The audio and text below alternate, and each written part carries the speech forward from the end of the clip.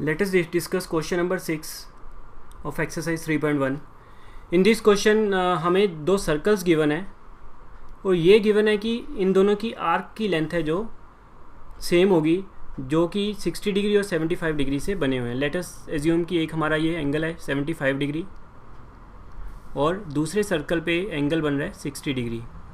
इन दोनों की ये जो आर्क की लेंथ है, ये जो लेंथ है ये हमें इक्वल गिवन है और हमें फाइंड करना है कि इन दोनों का रेडियस, लाइक अगर हम इसको R1 माने और इसको हम R2 माने, इन दोनों के रेडियस की रेशो फाइंड करनी है. मीन्स R1/R2 हमें फाइंड करना है.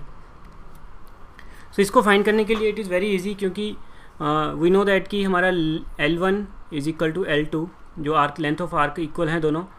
सो वी नो दैट कि थीटा = L/R. सो इससे हम डिराइव कर सकते हैं L = θ/R. सो इस रिलेशन से वी नो दैट कि दोनों ही इक्वल हैं, तो θ1 × R1 = θ2 × R2 हम उसको इक्वेट कर सकते हैं और उसके बेसिस पे हम ये अपना आंसर निकालेंगे. So let us discuss the answer. Now let us take the circle और उसमें से रेडियस को हम R1 और R2 लेंगे. Let an arc of length L subtend the angle 60 degree. इसको हम 60 डिग्री के लिए एक सर्कल के लिए मानेंगे और इसका जो रेडियस होगा उसको R1 देंगे एंड जो दूसरी लेंथ होगी, length of the arc which is made by 75 degree, उसके रेडियस को हम R2 मान लेंगे. नाउ वी नो दैट कि 60 डिग्री = π/3 रेडियन. इसको रेडियन में कन्वर्ट करना बहुत ज़रूरी है, क्योंकि ये जो हमारा फॉर्मूला है θ = L/R, इसमें हमेशा रेडियन में ही हमारा थीटा होगा. अदरवाइज़ हम डिग्रीज़ में इसको डिग्रीज़ में इसको यूज़ नहीं कर सकते.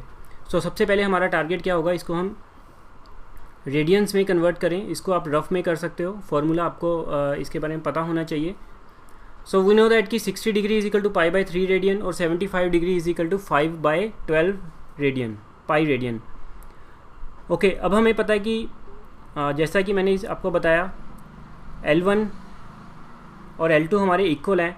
सो इसको हम इक्वेट कर सकते हैं R1 × π/3 = R2 × π/5π/12. सो इससे हम इसको हम सॉल्व करके we can find it out कि R1/R2 हमारा है 5/4.